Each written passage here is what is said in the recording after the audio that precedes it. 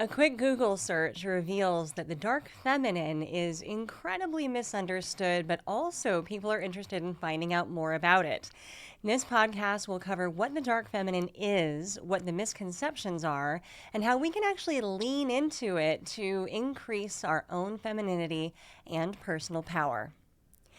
Welcome to the Satisfied Woman podcast. I'm your host, Alanna Kaivalya. This podcast is dedicated to helping women lean into their femininity and discover the power of their feminine gifts. We take a look at what it means to be a modern woman and how we can live a satisfied life on our own terms. Visit the hub at thesatisfiedwoman.com. So, I was asked a question the other day about the dark feminine and how somebody might overcome it. And it wasn't a term that I'd necessarily heard of before in its own right. So, I myself did a quick Google search. Turns out what's out there on the internet when it comes to the dark feminine is a lot of assumptions and a lot of continued vilifying of femininity and womanhood. People ascribe the word dark to anything they think is bad or anything that they don't like about femininity.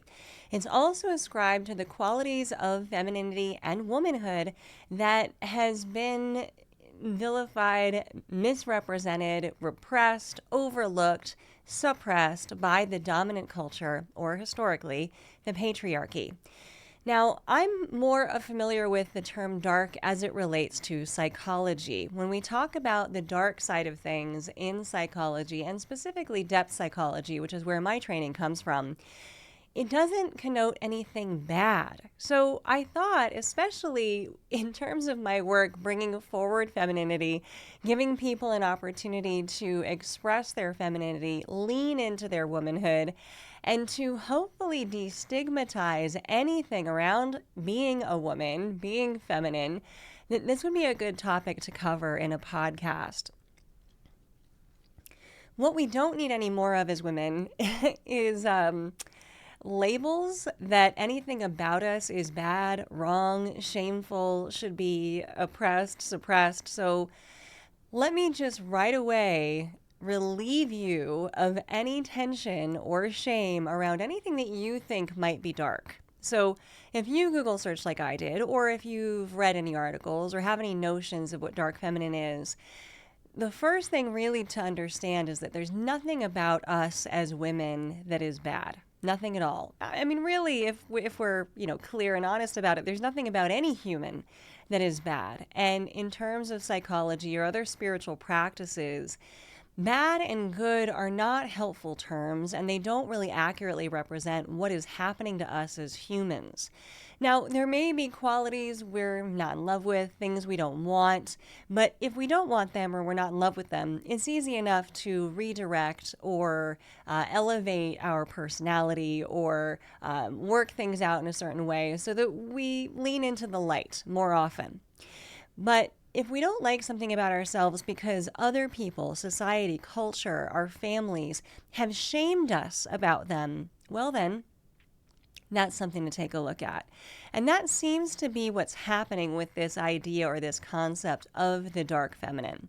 That it's the articles that I read, I laugh because as soon as I read them, I popped up from, I believe I was on the couch and went into the bedroom where my beloved partner was doing some packing or putting things away. And I started in on a rant with him and I said, look, this is exactly what frustrates me about this work and being in this field right now, is that there's so many misunderstandings and misconceptions. And even women whose articles I read were deeming things dark that are actually incredibly powerful about the feminine. One of them is sexuality and sensuality. Women's sexuality and sensuality has been suppressed, vilified, shamed for so long that even women ourselves, we often feel a sense of shame, oppression, and vilification of our femininity and our sexuality. We try to hide it. We try to cover it over. We try to dress differently. We try to act differently. Or if we're so frustrated with it, we may actually be brazen about our sexuality and then vilify it in another way. I remember, of course, and you probably do as well if you're a woman in this culture listening to this podcast, growing up in school and how difficult those early teenage years can be with the emergence of our sexuality and the incredible shame and intolerance surrounding it. Whether that be our family not wanting us to grow up, not wanting us to dress like women or even become women, whether that be our peer group of the same gender or opposite gender, shaming us for exploring our sexuality, people finding out about that exploration, calling us sluts, labeling us in certain ways, and then deeming us as trash and completely unworthy. A woman's sexuality for herself can actually be fairly dangerous in terms of how it is represented, how it is tolerated by those around her. And because we learned that from a really early age, we develop a lot of tricks to cloak it, hide it, suppress it, or wear it openly in a way that is both powerful and yet can move into dangerous, not just for others, but for ourselves as well. When sexuality is used against others, it can be manipulative, it can be harmful. So that's when things become dark. Female sexuality, the feminine, her sensuality, is not in and of itself bad, dangerous, negative in any way. But because a woman's sexuality has been a source of power for men in the past, they have tried to control it in the patriarchy and have made us believe certain things about it. If you look up where the patriarchy began, and we have different places in terms of time, whether it was 2,500 years ago, 3,000 years ago, 5,000 years ago, wherever we look in history to decide where the patriarchy began, it begins with a couple of things. And one is control over women and control over their sexuality, their fertility, and the population. So the idea of men having some control over their female population, their ability to procreate, who they're procreating with, all of this becomes a control issue. And we as women receive the message that we're only good with one person, that we're only good if we have children, that our sexuality is dangerous when we use it on our own, when we make our own decisions about procreation, how to have children, when to have children, if to have children. All of this is wrapped up in thousands of years of history and messaging that disempowers women from owning their sexual power. Now, that puts it in a certain place in our psyche. It puts it in a, let's say, like a hot box in our psyche. Women's sexuality is a natural part of who we are. We are sensual beings. In fact, in terms of feminine versus masculine, sensuality is uniquely female. It's uniquely female. We, as feminine women, are designed in our psyche, in our bodies, in our essence, in our DNA, in our cellular structure, to feel pleasure and to run pleasure through our bodies. It is not just our God-given birthright, but it is our natural human right to do so. And when we are able to do it with a freedom of expression, without fear, without shame, it allows those that we are being sensual or sexual with to also experience and receive pleasure. We are the conduit for this. We are the source for this. And you can imagine in a world without any context, without any history, without any labels, boxes, darkness, any of that stuff, how incredibly freeing and how powerful that is. Now, I, for one, want all women of any age to be able to be free and fearless in her sensuality and sexuality, to lean in to the light side of it, to feel the power of it, to experience that life energy that runs through us when we are completely tapped in to the sensual and sexual gifts that we as women possess. That's who we are.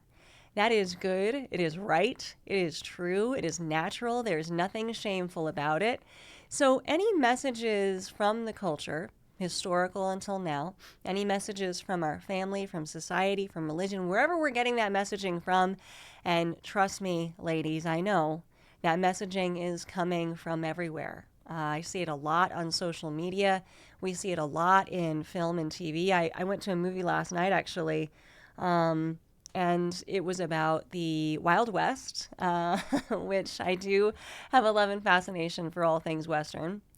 But there was a point in the movie where knowing mythology and story structure the way I do, I thought to myself, well, this is the point in the film where violence against women will happen. And sure enough, it did. Because that's a part of our story. It's a part of our culture. It is just, it shouldn't be, but it is expected. And it also shouldn't be, but it is more normalized than is right for any human, certainly. But just because this is our culture, and just because this is the narrative that exists around us, doesn't make it right, and it doesn't make it dark. So anything we feel about our femininity, and I'm leaning into sensuality and sexuality right now because it is a potent example of how when, a simple search reveals that dark feminine turns up sexuality. Like as if something is wrong with our sexuality, as if we shouldn't have any, as if we are suddenly bad, trashy, worthless, sluts if we use it, if we own it, if we participate in the sexual experiences of being alive at this time. I call bullshit on that. I do. And I also will call BS on anything else that is deemed dark in femininity. Now, I love that term BS, not just because it allows me an opportunity to swear, but because BS also stands for belief system. And that is what BS is. It is a belief system. It is a cultural, social, personal, psychological, religious, whatever narrative that labels something perhaps incorrectly. So we as satisfied women have an opportunity, a tremendous opportunity, now more so than at any other time in history, to challenge this BS and these social narratives. Another thing that is often vilified and deemed dark for women and femininity is our emotions and our emotional capacity. Now, if you read my book, and I hope you do, The Way of the Satisfied Woman, you'll read that there are two qualities to being a feminine woman that are most important. There are lots of qualities, but if we had to pick two to be the most important things that really make us who we are, that really give us ownership and agency in our femininity, that really make us special and unique in terms of this polarity between masculine and feminine, it is our emotions and our intuition. And both are often deemed dark and vilified. In fact, witches hundreds of years ago, and we could extrapolate and look at the metaphor about witches today, but witches hundreds of years ago were deemed witches because of their intuition and their emotions and their strong convictions in both directions. And that ended badly for them. It ends badly for us today, too. I have been in many situations, and perhaps you have as well, where emotions arise for a woman and their people surrounding them immediately ask them to turn them off. Whether that be family members, don't cry, you shouldn't be upset about this, you're overreacting. I've certainly heard those messages in the past, even from people who love me. It doesn't make the people who say these things bad necessarily. I would say it just makes them uneducated and also very indoctrinated into current culture.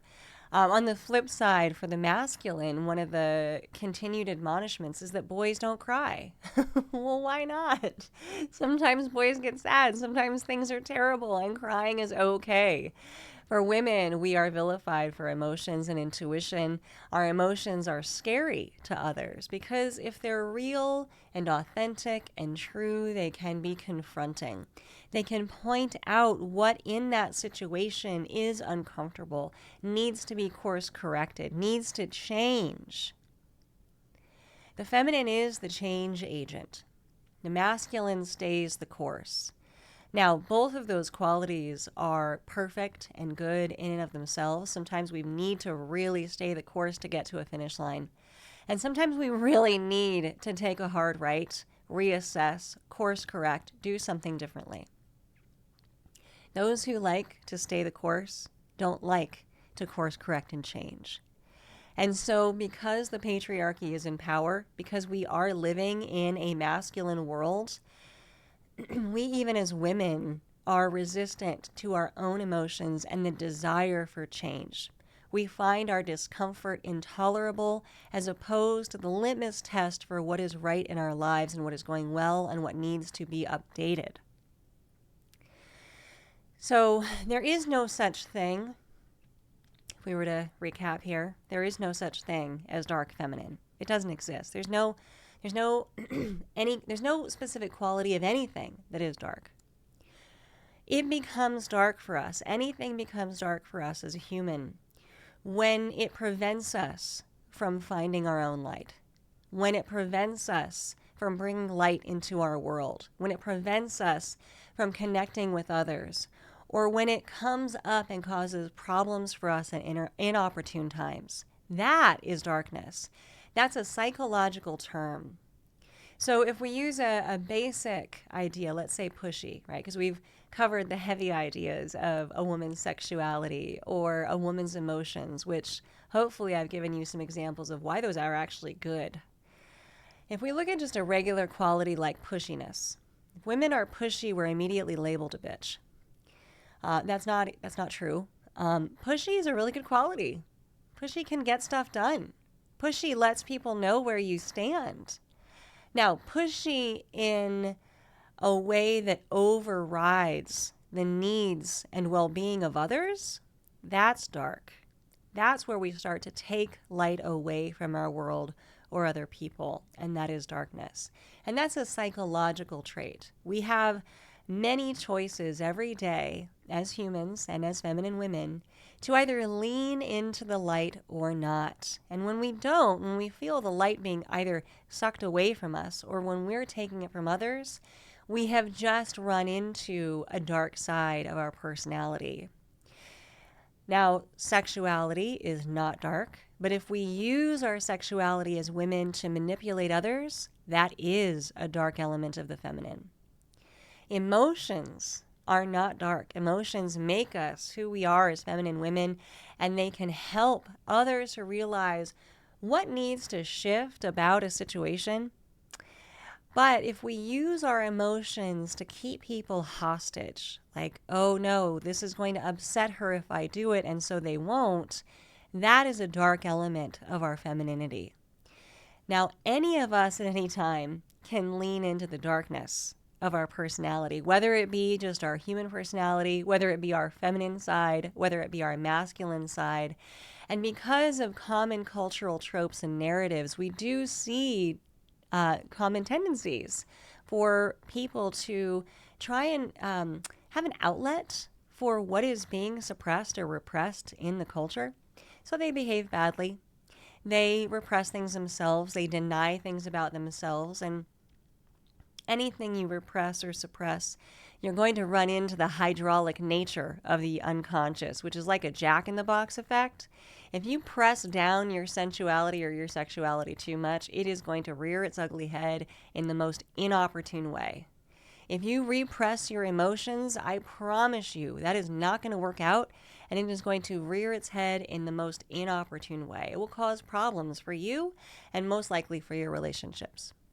So the answer here to how to bring darkness, what we perceive to be dark about ourselves, about our personality, about our psyche, into the light is to make sure that whatever quality you possess is being used for your highest good and the highest good of those around you to the best of your ability. We're not always going to get it right.